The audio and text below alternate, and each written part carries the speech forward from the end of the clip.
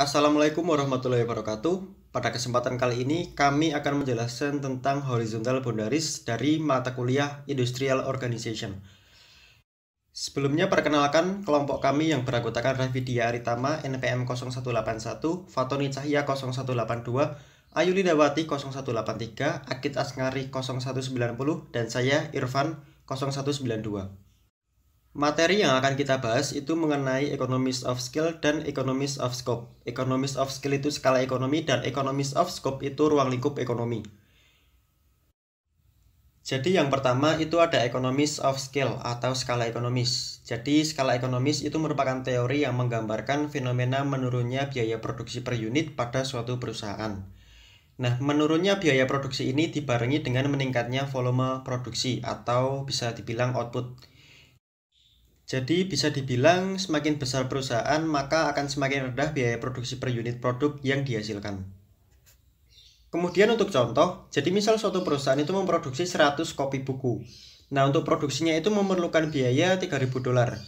Tetapi dengan economies of scale, untuk memproduksi 1000 kopi itu hanya diperlukan biaya $4.000.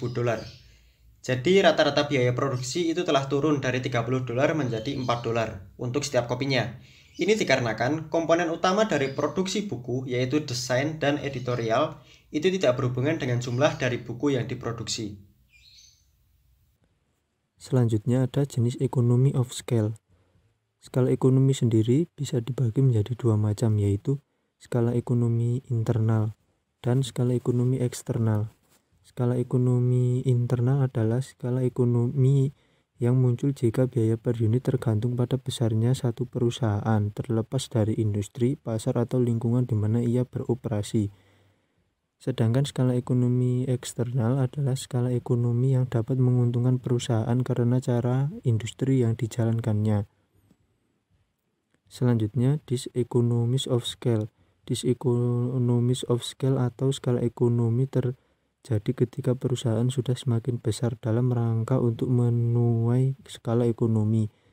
Harus dikelola dan dijalankan secara lebih kompleks. Kompleksitas ini menimbulkan biaya dan akhirnya biaya tersebut akan lebih besar daripada tabungan yang diperoleh dari skala ekonominya. Dengan kata lain, skala ekonomi tidak selamanya menguntungkan. Yang selanjutnya ada economies of scope atau ruang lingkup ekonomis. Economies of scope adalah situasi di mana joint output dari satu perusahaan lebih besar dibandingkan dengan output yang akan dicapai oleh dua perusahaan yang berbeda yang memproduksi barang yang sama.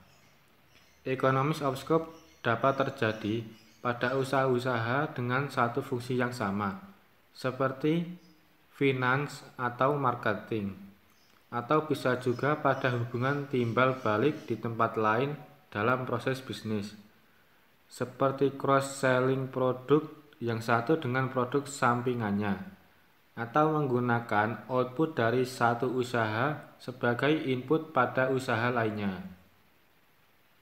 Economies of scope dapat terjadi pada usaha-usaha dengan satu fungsi yang sama, seperti finance atau marketing, atau bisa juga pada hubungan timbal balik di tempat lain dalam proses bisnis, seperti cross-selling produk yang satu dengan produk sampingannya, atau menggunakan output dari satu usaha sebagai input pada usaha lainnya. Selanjutnya ada contoh economies of scope. Perusahaan menggunakan sistem memungkinkan peralihan yang cepat dan murah dari suatu lini produk ke lini produk lainnya. Selanjutnya, perusahaan juga dapat menambah berbagai produk baru ke lini mereka saat ini. Selanjutnya, perusahaan juga dapat menambah berbagai produk baru ke lini mereka saat ini demi memenuhi kebutuhan konsumen yang berubah. Misalnya perusahaan telepon genggam tidak hanya memproduksi ponsel layar kecil, tetapi juga tablet menggunakan fasilitas produksi yang sama. Manfaat economies of scope: baruan produk dan desain produk yang fleksibel, pengurangan limbah, respon cepat terhadap permintaan pasar, desain produksi dan tingkat output. Yang terakhir, pengurangan risiko melalui diversifikasi produk. Menghitung economies of scope. Dari rumus yang ditampilkan di samping dapat dijelaskan yaitu C dalam kurung QA yaitu biaya untuk memproduksi produk A secara terpisah, sedangkan C dalam kurung QB yaitu biaya untuk memproduksi produk B secara terpisah. C dalam kurung QA plus QB yaitu biaya untuk memproduksi produk A dalam produk B secara bersama-sama. Sedangkan S yaitu presentasi penghematan biaya ketika perusahaan memproduksi barang A dan B secara bersama-sama. Ketika economies of scope ada, S akan lebih besar dari 0. Semakin tinggi nilai S, semakin tinggi potensi penghematan biaya. Perbedaan mendasar antara economies of scale dan economies of scope, yaitu semakin banyak volume output maka biaya rata-rata produksi semakin kecil sehingga keuntungan semakin besar. Sedangkan economies of scope yaitu apabila perusahaan menghasilkan beragam jenis output maka biaya rata-rata produksinya akan semakin kecil. Sekian presentasi dari kelompok kami. Terima kasih.